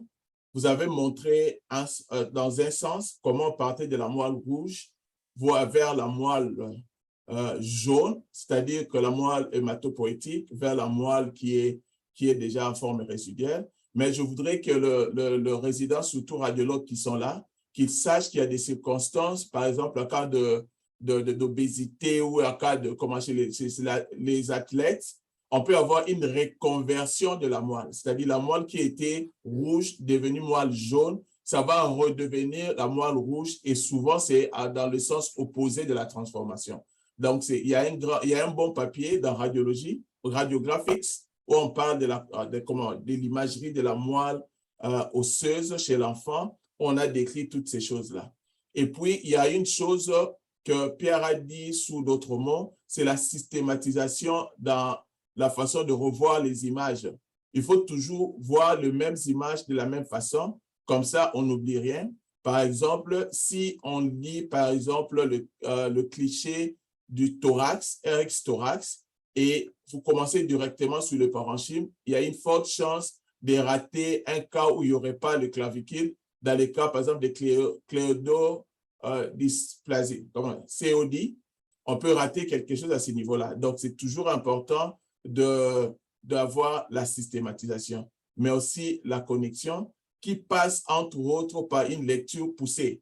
Donc, on doit beaucoup lire, connaître la pathologie, connaître les signes radiologiques des pathologies, mais aussi connaître la symptomatologie de ces pathologies. Pas plus tard qu'il y a quelques minutes, on discutait avec Dr Rémi Lepria, que je vis se connecter. On a parlé de la connexion entre les pathologies cliniques, la clinique de maladie et l'importance pour un radiologue de connaître la clinique pour bien interpréter les images. Donc, toutes ces choses vont dans le même sens. Ce n'est pas séparé. Et il y a une chose, c'est quoi encore que j'avais noté? Les réunions d'assurance qualité. C'est très, très important. Je me souviens quand je suis arrivé ici à Dalhousie, c'est entre autres Pierre qui était parmi les gens qui m'ont accueilli. Et quand j'allais participer à ces réunions, j'avais toujours un cœur qui battait très vitement. Pourquoi? Parce que c'est à la réunion où chacun, on dit par exemple, il y a eu 100 cas de radiographie qu'on a fait toute la semaine. On prend au hasard 10 cas et on les donne à des radiologues différents. Chacun va relire ces radiologies sans lire les comptes rendus du premier radiologue et tu pointes s'il y a une erreur. Quand il y avait une pathologie, il faut se dire, est-ce qu'elle est correctement détectée? Est-ce que l'interprétation elle est bonne? Et puis, quand il y avait des différences dans l'interprétation, on ramenait ça à la réunion. Surtout quand c'était une trouvaille qui a été ratée par le radiologue. Et on s'est rendu compte que tout le monde, peu importe le degré d'expérience du radiologue, arrivait à rater telle ou telle autre chose. Et l'importance de ces réunions, ce n'est pas pour dire que l'autre faible, il continue à rater, mais pour dire pourquoi l'autre a raté, quelle était la circonstance. Pas plus tard qu'aujourd'hui, on avait un malade, c'est un enfant de 5 ans, il a fait la radiographie du thorax, les cliniciens cherchaient la pneumonie, il avait un syndrome alvéolaire à droite, associé avec un épanchement pleural. Le premier radiologue a conclu à une pneumonie avec épanchement parapulmonique. Et le deuxième radiologue, il y a eu 5 radiologues, y compris moi-même, nous avons continué dans le même sens, alors qu'il y avait une grosse masse derrière l'opacité du cœur. Alors, quand on lisait, tout le monde s'est mis dans la tête, c'est à cause de cet épanchement pleural qu'il y a eu atélectasie et tout a été repoussé derrière le cœur. Or, c'était un neuroblastome qui est parti pour ce qui est de T2 jusqu'à L1. Donc, tout le monde peut rater et les gens qui ont raté ces trouvailles, ils ont les différents niveaux d'expertise en radiopédiatrie, mais parce que la première personne a déjà raté et tout le monde est venu vite, il est allé dans le même sens, épanchement a augmenté des volumes, a diminué des volumes, maintenant il y a un peu d'air dedans et tout le monde a raté de la même façon. Voilà pourquoi, moi, ce que je peux dire, quand il y a un examen qui est enregistré sur PACS et que vous venez lire, faites fi de ce qui a été dit avant. Essayez un peu de voir par vous-même qu'est-ce qui est là, comment vous allez le dire, et puis comparer par rapport à ce que les personnes précédentes ont dit. Par exemple, si je me retrouve devant un cliché d'os, quand Pierre était encore là, et je vois que c'est Pierre qui a lu le premier, je me dis que non, il y a moins de chances que Pierre se trompe. J'ai tendance à copier-coller ce que lui a dit et aller dans les cesses et augmenter ou diminuer. Alors que si je n'ai pas regardé, je peux, dans un cas sur 100, par exemple, voir que, OK, vous avez décrit tel et tel, vous avez raté ici, et la pièce que je peux retrouver peut aider à rassembler les tout et atterrir sur un syndrome, par exemple, des enfants et qui peut aider. Donc, c'est les commentaires que je peux faire et je laisse la parole à l'audience pour les questions, les commentaires. Pierre est parmi nous et avant que je ne termine, je sais que Pierre a beaucoup de présentations. On va tout faire pour les lui arracher au fil des temps. Donc, ne soyez pas surpris si on les rappelle ici au moins 10 fois pour arracher toutes ces présentations des très hautes factures. Je ne sais pas combien de traits on doit mettre dans cette phrase-là, mais je vais très plus l'infini haute facture. Merci beaucoup et à l'audience, les questions. Merci.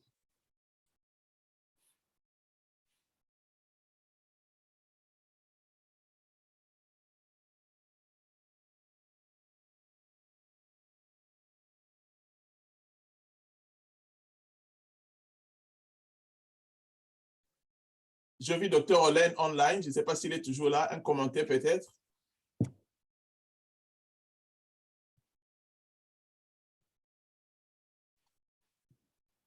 Oh, je dois enlever. Tout le monde est mute. OK. Là, j'ai ouvert le micro de tout le monde. Et puis, il y avait un autre papier dans Radiographics. Là, on parlait des erreurs par les radiologues. Et j'ai aimé, je crois que c'était au RSNA, il y a quelqu'un, peut-être c'est George Taylor, à l'époque, il était encore à Harvard, Boston Children. Il a dit, la radiographie, c'est comme lorsqu'on regarde quelqu'un, c'est l'opposé de quand on regarde quelqu'un.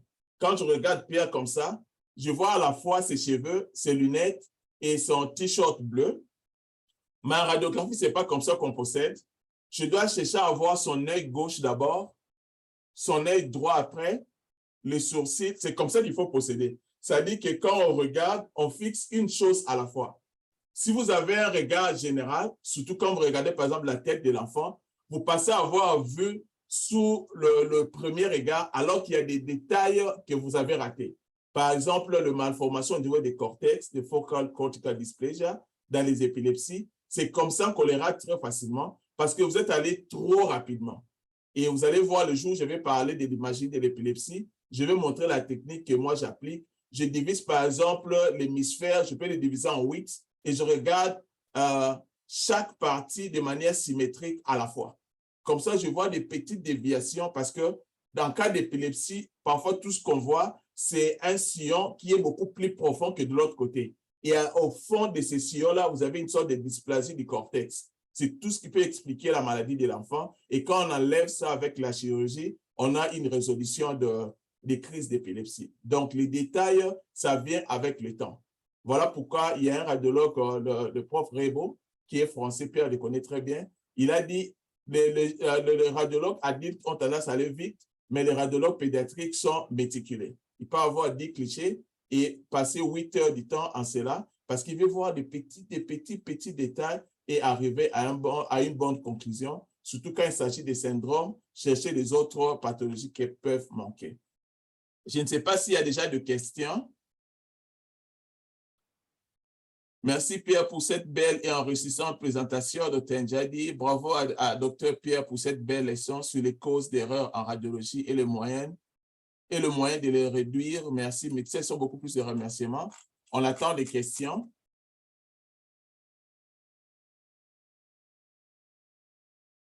Quand il n'y a pas de questions, ça veut dire que tout a été clair.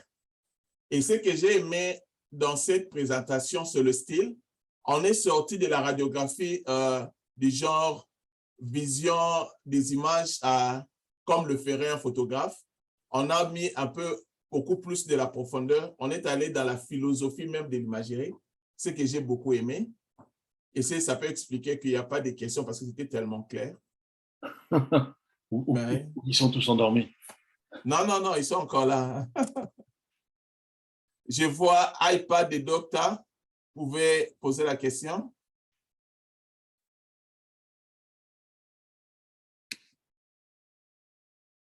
Vous pouvez ouvrir votre micro, s'il vous plaît.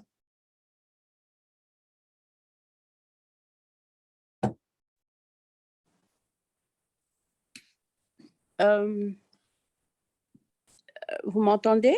C'est tu sais, docteur Angèle Mbongo. Mais merci, voilà. C'est docteur Angèle. Je remercie Pierre pour cette belle présentation. Comme vous l'avez dit, elle a été très philosophique sur la radiologie. Je voulais qu'il nous fasse encore un petit commentaire, si c'est possible, sur la partie où il dit une pathologie peut aussi se développer sur une variante de la normale. Comment s'y prendre à ce moment-là? C'est probablement dans ces situations-là que la communication directe avec le clinicien a le plus d'importance. Vous m'entendez? Oui. C'est-à-dire Oui. que dans ce cas-là, ce que je serais moi, j'étais connu dans l'hôpital pour me déplacer beaucoup dans les consultations ou dans les étages, parce que je trouve que on allait voir, on parle d'orthopédie, hein, j'allais voir l'orthopédiste et je lui disais, écoute, il y a quelque chose que je ne comprends pas, bon, là, il y a ça, on sait qu'il y a une variante de la normale, mais juste à côté, je trouve qu'il a quand même de l'œdème dans les parties molles. Qu'est-ce que tu as vu, toi, cliniquement? Qu'est-ce qui se passe?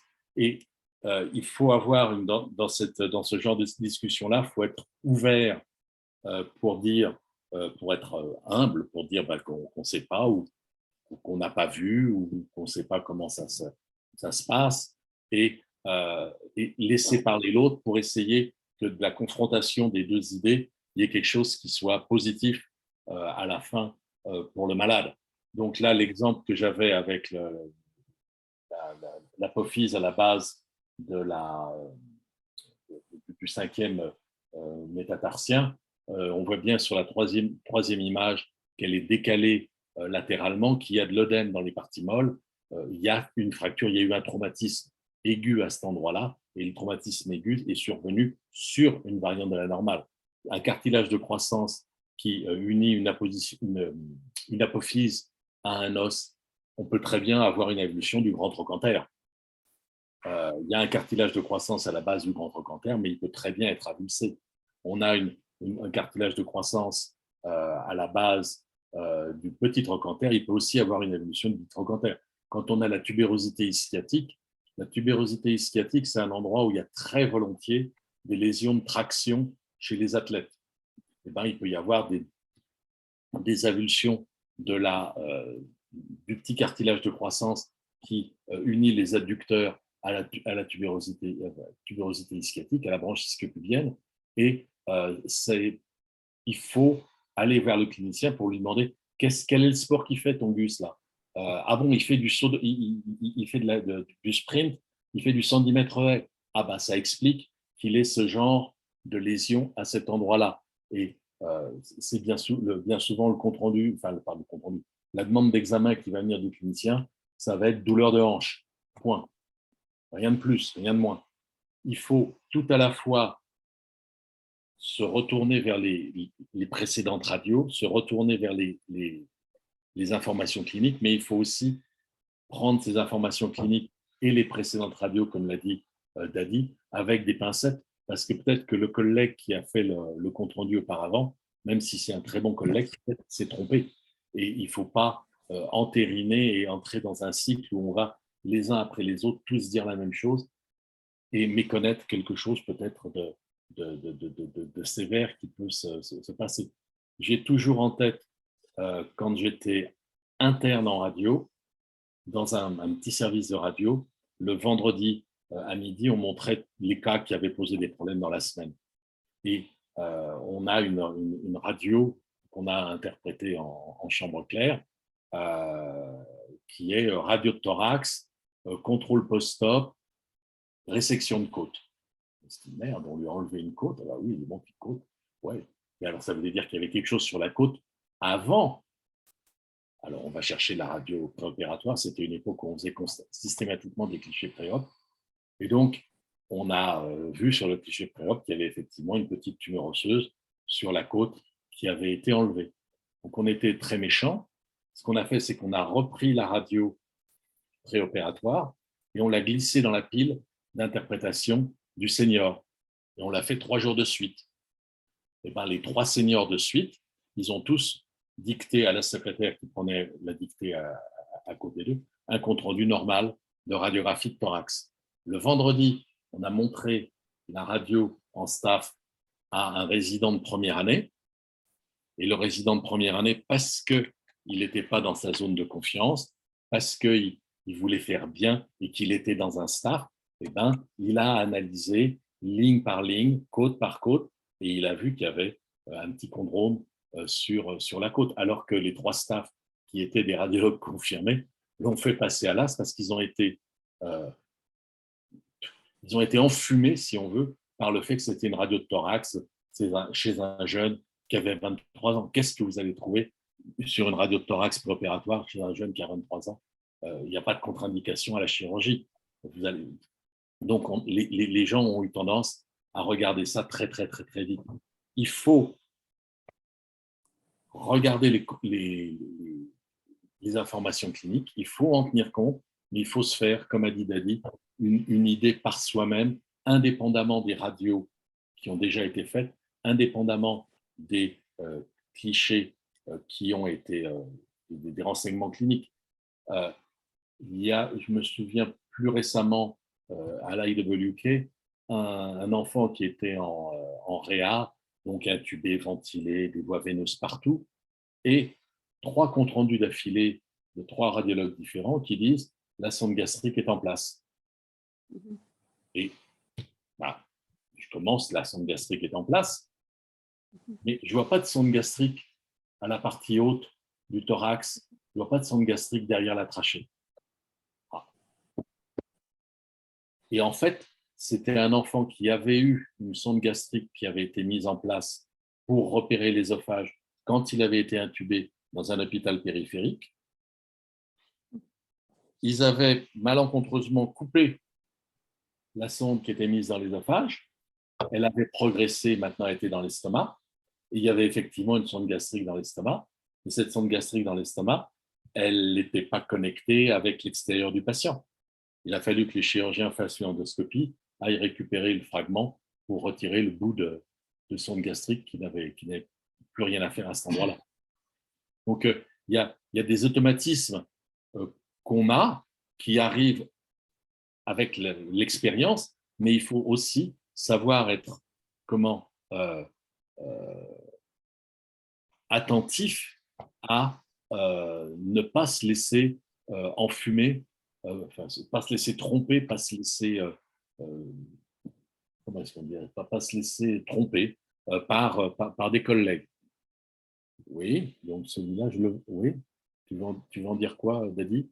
Ah oui, quand vous terminez, je vais renchérir avec un exemple dit normal de la variante sur laquelle une pathologie sérieuse s'est développée. Je voulais montrer quelques exemples quand vous avez terminé. Quand toi, tu as terminé. Je peux prendre la main? Oui, à toi. Oui, c'est juste pour enchérir et compléter ce que Pierre a dit et pour aller dans le même sens de la question qu'a posée Dr. Angèle Mbongo. Je vous montre ici un cas d'un examen de Upper GI, comment on appelle ça encore? OGD. Oui, OGD. Normalement, chez l'enfant, qu'est-ce que nous voyons? Il faudrait que, ça c'est l'estomac, Ça, c'est les duodénomes. On a les D1, D2, D3, D4. Normalement, ça doit descendre et mon D3 doit traverser la ligne médiane, c'est-à-dire doit aller à gauche des pédicules du côté gauche et le D4 doit monter juste au niveau des D1, au même niveau, et puis les jéjunots doivent continuer ici. Si ceci ne traverse pas, on a deux cas d'espèce. Soit ça représente ce qu'on appelle une malrotation. Qu'est-ce qu'une malrotation? C'est-à-dire que normalement, pendant la grossesse, aux alentours de 8e à 11e semaine de vie, l'intestin sort de l'abdomen et il sort d'omphalocèle physiologique. Ça va roter à 270 degrés et puis revenir dans le ventre. C'est ce qui nous donne cette image des 4, que le petit intestin soit comme ça et les gros intestins restent en périphérie. C'est qu'on nous montre dans les livres d'anatomie. Maintenant, quand ça ne se fait pas, on appelle ça non-rotation. Dans ces cas-là, les petits intestins, ça reste à droite. Maintenant, si ça se fait, et quand on parle de non-rotation, on doit avoir l'intestin dans les D3 qui ne traverse pas, mais aussi l'appendix n'est pas à droite, ça reste à gauche. Parce que le petit intestin sera à droite et le gros, ça va rester à gauche. Donc, quand ça ne traverse pas, j'ai affaire soit à une malrotation ou une non-rotation. Si ça ne traverse pas, je dois continuer, ce qui fait comment les transit variétés jusqu'à la fin, ou alors stopper là, faire l'échographie, prouver que l'appendix est à droite. Maintenant, je vous montre un cas. Ça, c'est le cas. Vous regardez, vous avez vu la forme normale où le contraste est venu, mais tout est resté à droite. Et ça, c'était en 2007. Ça veut dire que théoriquement, on a une malrotation. Et je vois rien à traverser, et ça, c'est après, quand on a continué, les gros intestins sont restés là. Maintenant, ça, c'est en 2007. À l'époque, je dois être, je ne sais pas, G2, G3 à l'UNIKI. Et moi, quand je suis arrivé ici, on a fait une IRM. Oh, c'est parti. Teaching file. Je dois prendre ça de teaching file, c'est beaucoup plus mieux.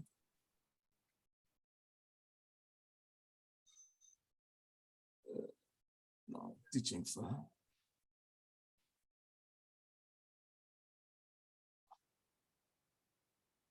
Je dois prendre ça de teaching file parce que là, il n'y a pas d'identité. OK. Maintenant, on fait, ces malades développent la maladie de Crohn. Crohn, nous savons que ça peut affecter n'importe quelle partie de l'intestin, de la bouche jusqu'à l'anus, mais la partie de prédilection, ça reste la partie terminale de l'iléon. Et je reçois ce malade, qu'est-ce qu'on note? Ça, c'est la pathologie de Crohn, ça, c'est le sécom qui est ici, et l'iléon est là. Normalement, le sécom doit être ici, l'iléon, c'est de ce côté ici. Et maintenant, je me dis, OK, je revois l'image du patient, les dossiers antérieurs, je trouve qu'il y avait une malrotation.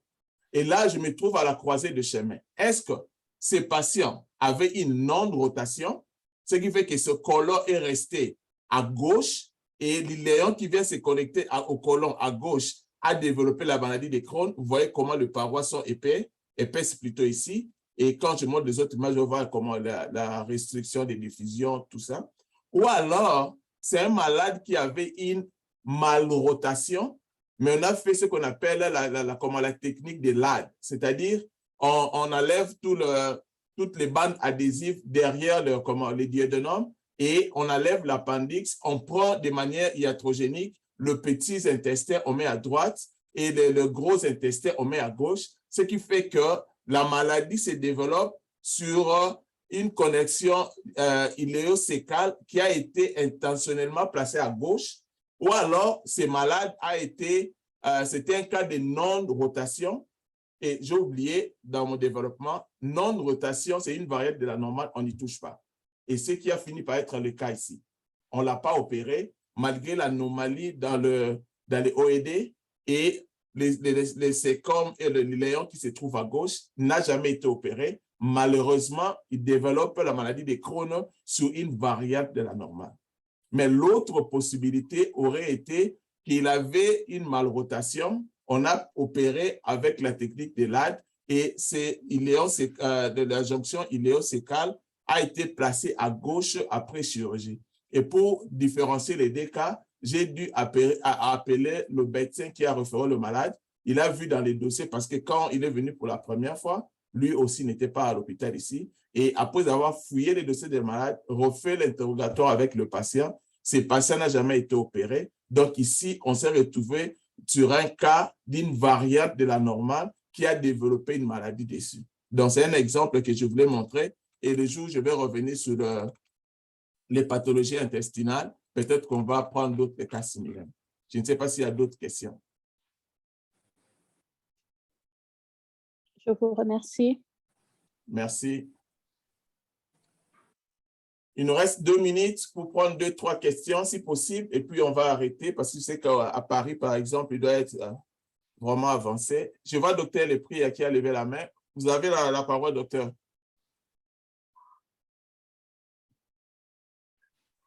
Vous pouvez ouvrir votre micro. C'est bon? Oui. Oui.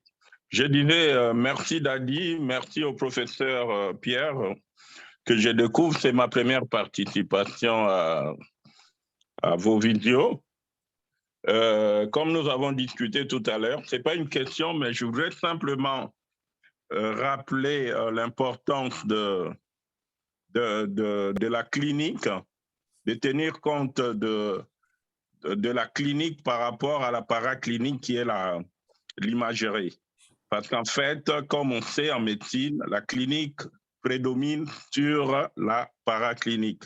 Et dans des pays comme le nôtre, je ne parle pas de la France, je parle de la RDC, où vous avez la prise en charge des soins qui est à 100% assurée par le patient ou la famille, on n'a pas le droit de multiplier les examens, comme on a vu faire passer de l'IRM au scanner, la radio et tout ça. Donc, on doit viser juste pour pouvoir apporter un diagnostic rapide et soigner le patient. Donc, il faudrait, en ce moment-là, qu'il y ait une très bonne collaboration entre les cliniciens et le radiologue et une collaboration efficace pour pouvoir arriver rapidement au diagnostic. Parce qu'aujourd'hui, nous, cliniciens, on ne sait pas quel examen, par exemple, est demandé pour cibler un diagnostic entre toute la panoplie des examens radiologiques que nous avons aujourd'hui, partant du scanner, de l'IRM et tout ça, même si on nous dit les parties molles, c'est mieux l'IRM et que tout ce qui est dur, c'est le scanner, mais il faudrait qu'en ce moment-là, le radiologue qui nous aide pour arriver au diagnostic nous guide aussi en disant que, bon, voilà, nous pouvons cibler tel examen et nous aurons les résultats que nous attendons. Voilà mon petit commentaire. Je laisse Pierre répondre avant de prendre les 2 questions. Je voudrais juste, je suis tout à fait d'accord que la primauté devrait rester à la clinique. Malheureusement, ce n'est pas toujours le cas. Et il y a un certain nombre de situations où le radiologue, en l'occurrence c'était moi, on a une petite fille, elle a 1 jour de vie, elle a des clichés dans le service de néonatologie intensive, des clichés crochéolis. Elle a un cliché d'abdomen et le motif de la radio, c'est fillette, 1 jour de vie, ballonnement abdominal, et méconium émis, tel que c'est écrit, méconium émis. Et donc, avec le résident, on regarde. Et effectivement, elle est un petit peu distendue. Il n'y a pas vraiment de niveau hydroaérique, mais elle est un peu distendue d'un point de vue gazeux. Et puis, elle a une hémivertèbre. Et donc, quand je pense à hémivertèbre, ballonnement abdominal, méconium, bon, bah, peut-être qu'elle a quand même une malformation anorectale. Et en fait, c'était un syndrome de Vater avec une fistule recto-vaginale à la fourchette. Et elle avait émis du méconium dans sa couche, il n'y avait pas de problème, mais le méconium, au lieu d'être passé par l'anus, il était passé par le vagin.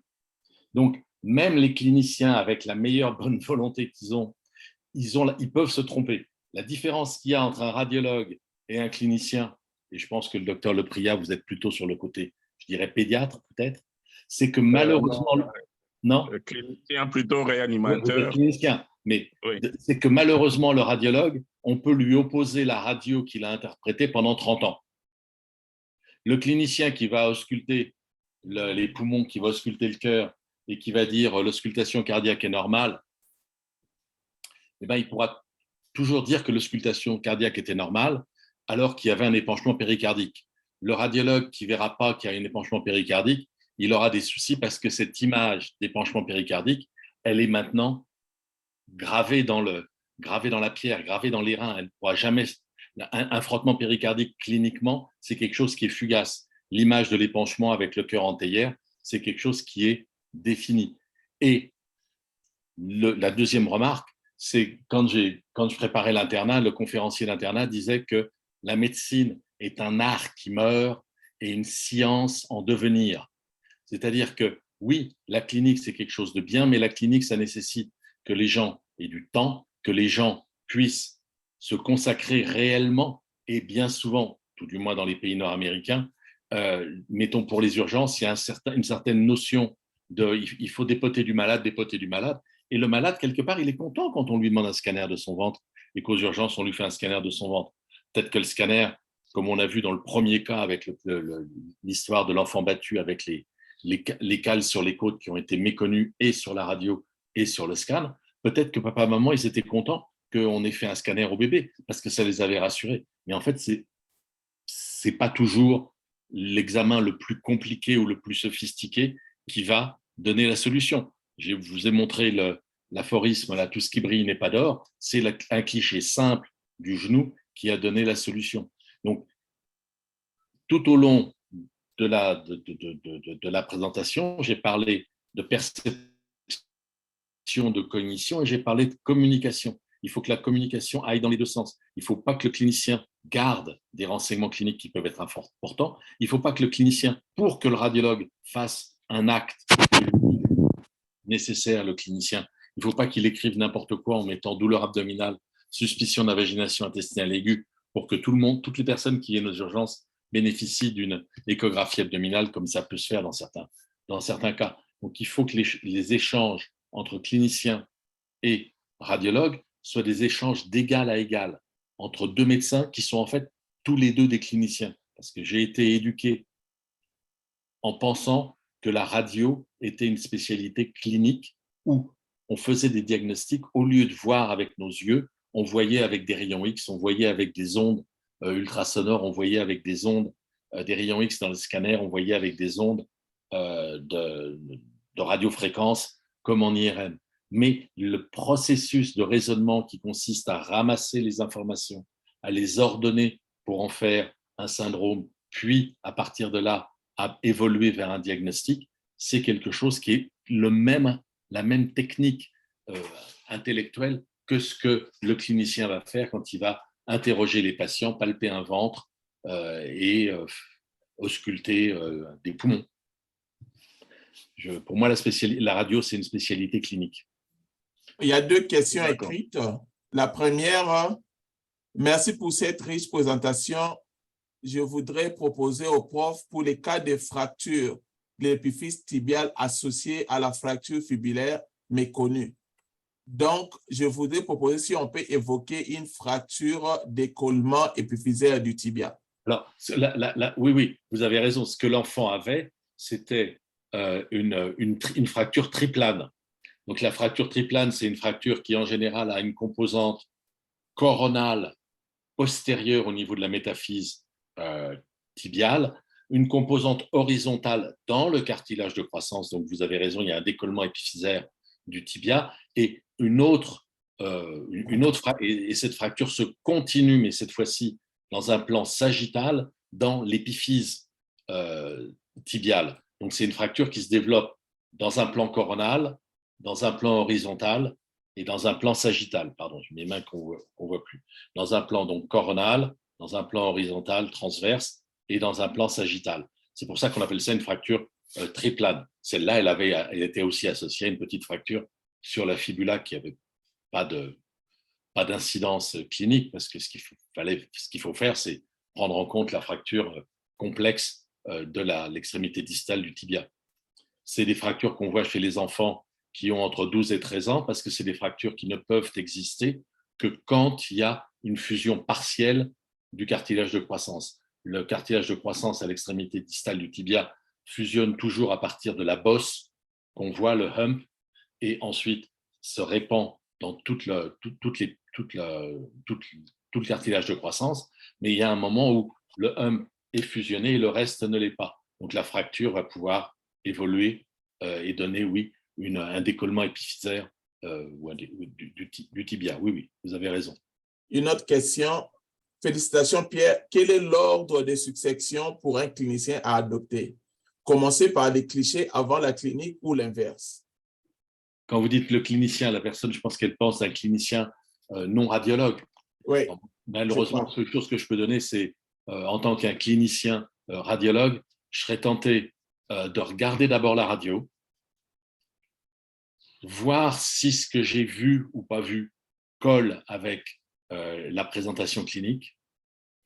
Ensuite, reprendre les clichés antérieurs s'il y a des clichés antérieurs pour me faire une idée la plus précise possible de ce que je vois moi réellement sans avoir de biais et voir ensuite si ça marche. Mais il faut aussi savoir que quand je vais lire les renseignements cliniques fournis par le clinicien, comme je vous ai dit dans l'histoire de la petite fille avec le syndrome de Vater, il faut prendre les renseignements cliniques avec un grain de sel.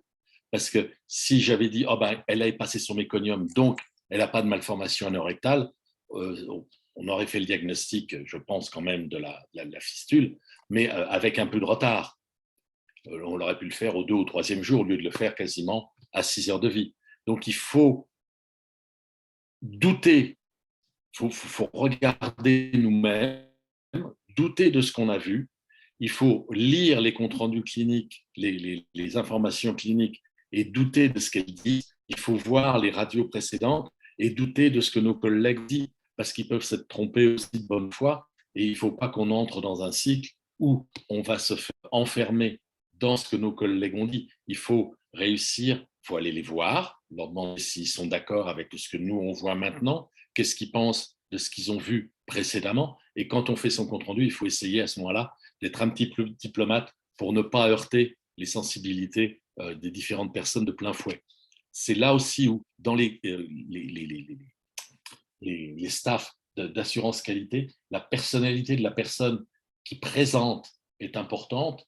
Et dans le département où j'ai travaillé, on a eu 2 filles, deux médecins femmes successivement qui ont été responsables de ces staffs. Et il y en avait une qui était, par sa nature, assez dire il ne faut pas faire ci, il ne faut pas faire ça, et un peu à pointer du doigt la personne qui pouvait avoir fait une erreur ou avoir négligé quelque chose, alors que la deuxième était beaucoup plus dans un staff d'enseignement où tout le monde a à apprendre quelque chose pour que réellement on apprenne de nos erreurs, quelle que soit la personne qui ait pu faire l'erreur.